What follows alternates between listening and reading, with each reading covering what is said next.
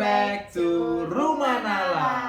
Jadi sekarang kita akan cerita mulai dari kegalauan pertama kita ketika memutuskan apakah membeli rumah atau membeli tanah untuk dibangun. Jadi beli rumah versus beli tanah. Gitu. Jadi mungkin cerita sedikit bahwa kita itu udah lama banget ya mencari-cari tentang hunian ini gitu. Jadi kita selama pacaran 5 tahun, mungkin 4 tahun kita gunakan setiap tahunnya mencari rumah gitu. Karena kan Kalau ada pameran itu, gitu di JCC biasanya selalu ada tuh pameran rumah kan gitu. Betul. Jadi 2 kali setahun ya biasanya di JCC ada pameran rumah dan kita pasti selalu samperin gitu ya. Dan selalu kayaknya nggak ada yang cocok terus ya. Iya, jadi nggak ada yang cocok. Biasanya yang harganya dapat tapi terlalu jauh, aksesnya nggak dapat kayak gitu. Rumahnya dapat bagus, harganya nggak dapat. Gitu. Karena kita emang budgetnya cukup terbatas. Kita ya tentu saja terbatas ya teman-teman kayak gitu. Nah, akhirnya kita cari-cari deh lagi rumah antara di Bekasi, Depok, dan Tangerang. Karena itu daerah di sekitar Jakarta. Kebetulan kita berdua emang kerja di Jakarta dan kantor kita dekat dengan stasiun Tebet. Nah, kita kepikirannya bahwa nanti kita akan menggunakan akses KRL. Ya memang dulu sebelum kita memutuskan di Depok kan kita membuat plus minusnya. Plus minus gimana kalau kita milih Bekasi, kita milih Tangerang, atau kita memilih Depok. Ya teman-teman juga pasti punya pertimbangannya ya. Ada prioritas dari atas sampai ke bawah. Apakah aksesnya, apakah akses itu transportasi, macetnya, terus mungkin airnya. Kita juga membahas mana kualitas air yang lebih baik dan juga kemacetannya, terus panas teriknya, dan bahkan kota mana yang mungkin lebih modern gitu ya. Nah, tentu saja masing-masing antara Bekasi, Depok, dan Tangerang itu punya kelebihannya masing-masing. Nah, itu kembali lagi ke prioritas masing-masing teman-teman. Kalau prioritas kita memang tadi udah dijelaskan Mama Nala, karena kantor kita kebetulan itu di Jakarta Selatan dan sama-sama dekat banget dari stasiun Tebet. Jadi prioritas kita itu aksesnya akses kereta. Nah, akses kereta kita memilih di Depok saja karena ya keretanya cukup banyak gitu dan tidak terlalu jauh. Oleh karena itu kita sebenarnya udah mengkerucut pada saat cari-cari rumah Mama Nala ya. Kita carinya khusus yang ada di Depok gitu. Tapi setelah kita cari-cari, kita datangin ke lokasi, nggak pernah ketemu tuh perumahan-perumahan developer seperti itu yang di Depok gitu, yang nggak susah gitu. Memang cari rumah ibarat apa? Mencari jodoh. Gitu ya. Jadi emang sulit. Susah. Ya cukup sulit lah karena sampai akhir kita memutuskan mau menikah juga kita belum nemu nih mau tinggal di mana gitu. Sampai suatu hari ya Papa Nala melewati jalan yang emang biasa dia lewati tapi ada pelang jual rumah gitu. Jual tanah, sorry. Nah, jadi emang tanahnya nggak terlalu gede, sekitar 80 meter persegi ya, tapi lokasinya cukup strategis dan sesuai dengan apa lokasi yang kita inginkan, dekat dengan stasiun. Jadi kalau jalan kaki juga masih bisa lah, sekalian olahraga pagi-pagi. Nah, lalu akhirnya ya udah kita tuh tektokan untuk beli tanahnya dan jadi deh dari situ kita baru memutuskan membuat denahnya gitu. Ya enggak, cerita sedikit yang beli tanahnya. Memang kalau beli tanah itu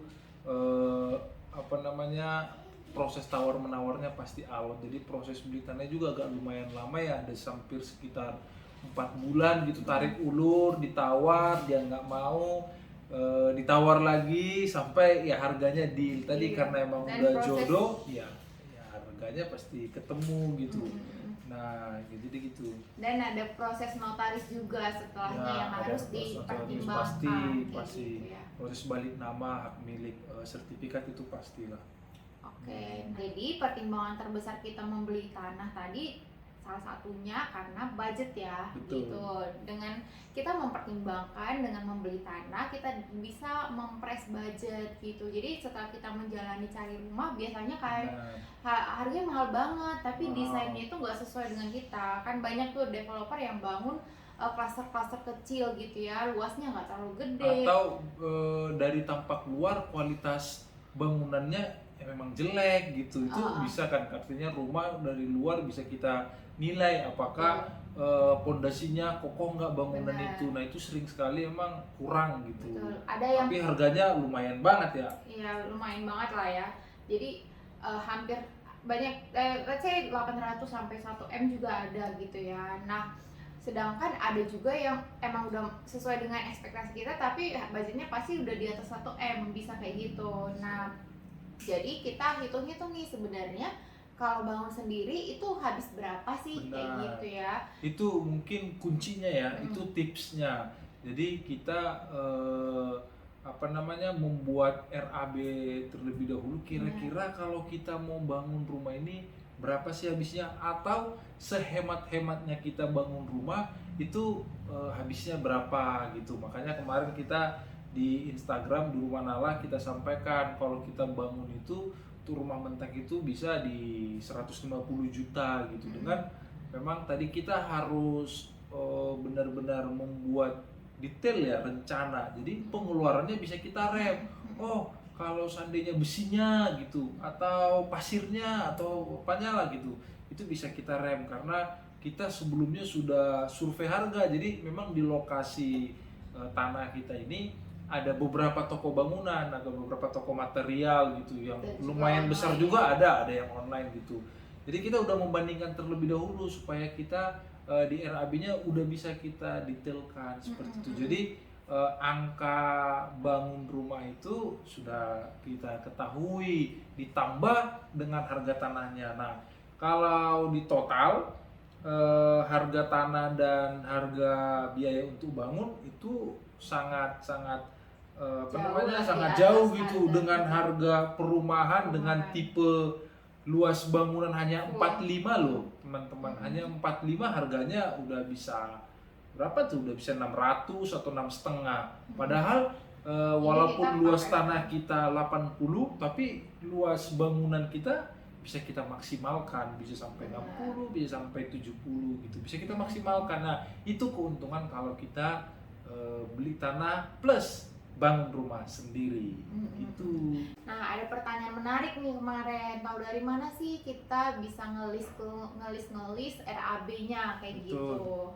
Nah kebetulan memang di awal kita tuh pengen pakai kontraktor gitu ya, karena kita nggak punya skill khusus untuk membangun rumah ini tentunya. Benar. Nah jadi kita cari-cari kontraktor, lalu kita berdiskusi tentang RAB, detail dan lain-lainnya gitu. Tapi setelah di totalin kurang lebih gambaran besar dananya, dan itu cukup mahal. Nah detailnya seperti apa? Ya jadi dulu itu kan kita sempat konsultasi lah gitu ke beberapa kontraktor.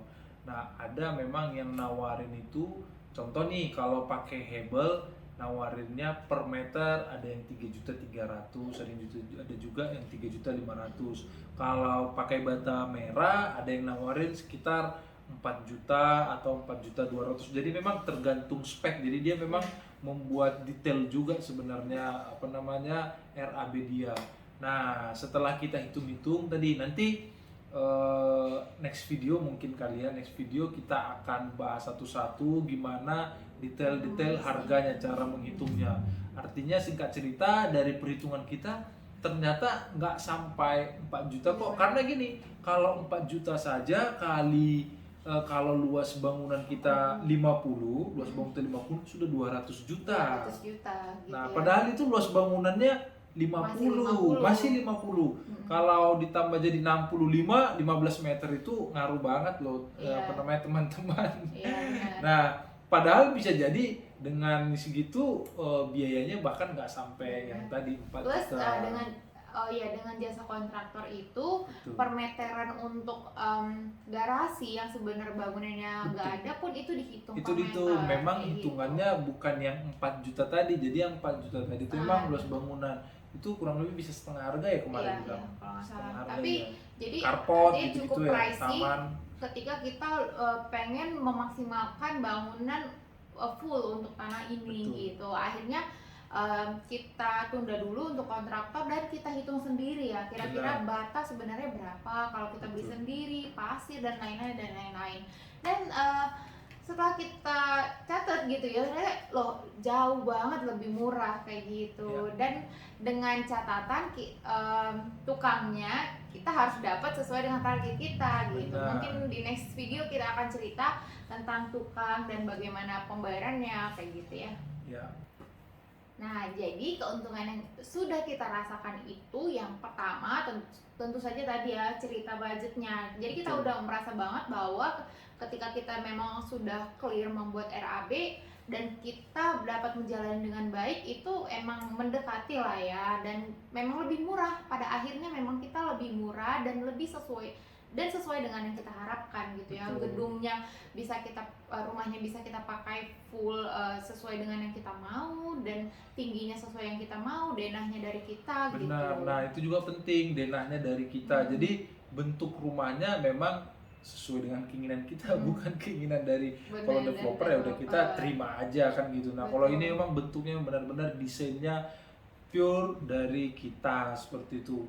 Posisi kamarnya mau di mana, mungkin cuma ada feng shui-nya di sini, ada di sini. Nah, itu terserah kita yang mengatur kan gitu. Dan yang paling penting juga kalau menurut kita feelingnya sih, itu perasaannya gimana kita melihat rumah itu tumbuh gitu loh. Bayangkan dari tanahnya digali, kemudian naik satu bata, itu excited banget sih. Naik atap, genteng, wah itu juga semua jendela, pintu. Salah satu berkah juga ya, bukan situasi coronanya, tapi WFH-nya gitu. Jadi ketika kita WFH, kita bisa cek tuh di jam istirahat atau di jam pulang kantor. Biasanya kita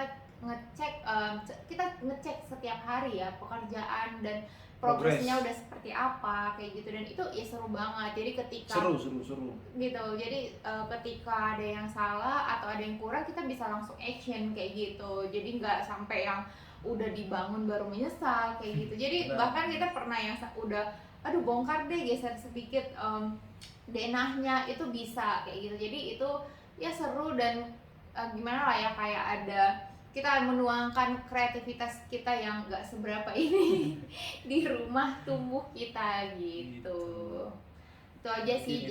Jadi bisa sharing pengalaman ya ke tetangga-tetangga online yang mau menentukan apakah beli tanah atau langsung beli rumah jadi developer seperti itu. Tentu saja ada kelebihan dan kekurangannya. Tapi mungkin pesan atau yang dapat kita sampaikan, nggak usah takut kalau mau beli tanah. Kalau mau bangun itu nggak usah takut, karena semua nggak sulit kok, semua bisa kita pelajarin. Betul. Semua bisa dilihat, semua bisa direncanakan sehingga hasilnya pun sesuai dengan keinginan kita, ekspektasi teman-teman gitu sih.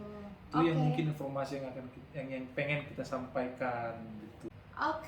Jadi segitu dulu dari kita tentang beli rumah versus beli tanah. Kalau teman-teman punya pertanyaan, ada pertanyaan, silakan di kolom komentar. Nanti kita mungkin bisa jawab lebih lagi di kolom komentar langsung atau di Instagram juga boleh. Gitu, ya. Jangan lupa like, comment, subscribe, dan share ke teman-teman kalian semua ya. Semoga video ini bermanfaat.